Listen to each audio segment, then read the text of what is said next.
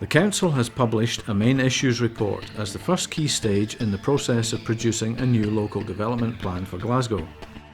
The new plan will help inform the decisions taken on where development should and should not happen, how new development interacts with its surroundings, and how we can protect and enhance the city's natural and built environments. A number of influences have shaped the form and content of the main issues report. The main issues report is itself a requirement of the new planning legislation in the form of the Planning, etc. Scotland Act 2006. This legislation means that the way in which the new plan is produced will be quite different from that involved in producing City Plan 2. It also means that the new local development plan will be shorter and more map-based. The main issues report is accompanied by and has been influenced by a strategic environmental assessment of its contents and a City Plan 2 monitoring report. Both of these documents are also being made available for comment. The content of the main issues report reflects the major changes in legislation, guidance and economic circumstances which have taken place in recent years. Some of the key influences include the publication of the Climate Change Scotland Act 2009, which requires the Council to act in the way best calculated to reduce Scotland's emissions of greenhouse gases by 80% by 2050. The effects of the economic downturn on development resulting in, for example, a growth in vacant and derelict land. The publication by the Scottish Government of new planning policy and the publication of the second National Planning Framework. The main issues report is the first key public consultation stage in the production of the local development plan. It is not a draft version of the plan, but focuses on the key changes that have occurred since the preparation of City Plan 2 and identifies the main issues that the plan itself will have to address. We hope that you can find time to have a look at the main issues report and let us know what you think. The key issues being consulted on are considered under 6 main themes. The first theme, the sustainable use of resources, considers how to plan for the prudent and sustainable use of natural and other resources, including land, energy, water, waste, and existing built infrastructure. Issues examined in the main issues report include the demand for private housing development and whether it can be accommodated on brownfield rather than greenfield land. The potential for wind and biomass installations in the city as a means of delivering renewable energy and alternative uses for vacant and derelict land during the economic downturn.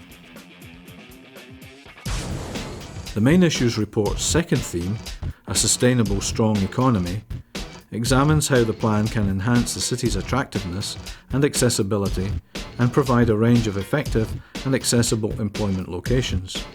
Issues examined in the main issues report include maintaining the role and function of the city centre as the heart of the west of Scotland, whether new superstores, with the exception of those already with planning consent, should be permitted out with town centres, and whether some of the less successful sites currently designated for industrial and business use could be better used for alternative purposes. The third theme, sustainable strong communities, looks at how the plan can help deliver enhanced living environments and life opportunities.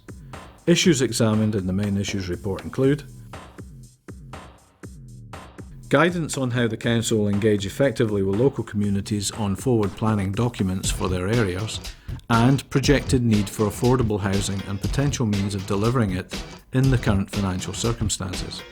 The fourth theme, sustainable connections, considers how to reduce the need to travel and promote more active travel by foot and bicycle, whilst helping realise opportunities for the regeneration and economic development.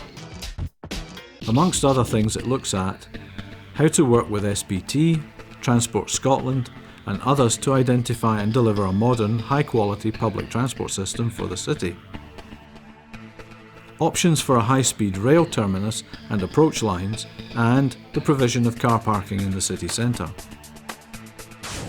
The fifth theme, a sustainable environment, looks at how to protect and enhance natural and historic features to increase the city's attractiveness and help promote biodiversity. Flood protection, recreation and active travel. Issues examined in the main issues report include the potential for new and extended conservation areas and how best to protect and promote integrated habitat networks to safeguard and enhance biodiversity. The final theme, sustainable design, examines the role which good design can play in delivering distinctive, high-quality, healthy places, helping reduce greenhouse gas emissions and promote increased social interaction and activity. Issues examined in the main issues report include new residential parking guidelines and reducing the need for energy in new developments. The main issues are accompanied by a preferred spatial strategy, which sets out on 3 maps the key spatial elements which the Council considers should form the basis of the new plan, as well as those elements emerging from consideration of the main issues. These include proposals identified in the National Planning Framework and the Strategic Development Plan, which is being prepared for the Glasgow conurbation, and City Plan 2 proposals and policies which the Council considers should be retained.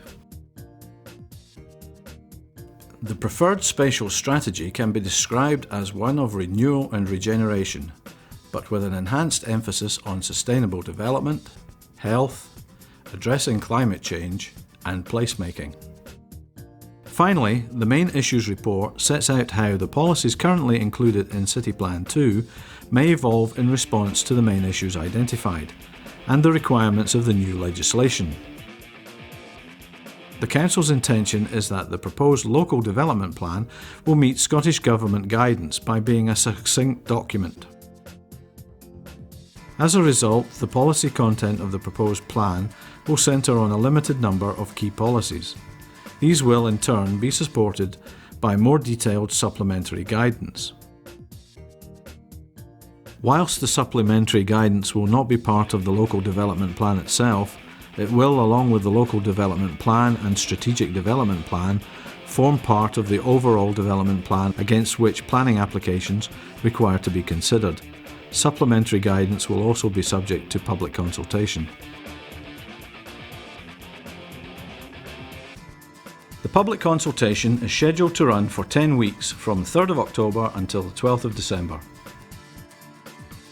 Over 800 emails or letters have been sent to a wide variety of individuals, bodies and companies, including community councils, housing associations, local amenity groups and developers such as house builders, notifying them of the start of the consultation period.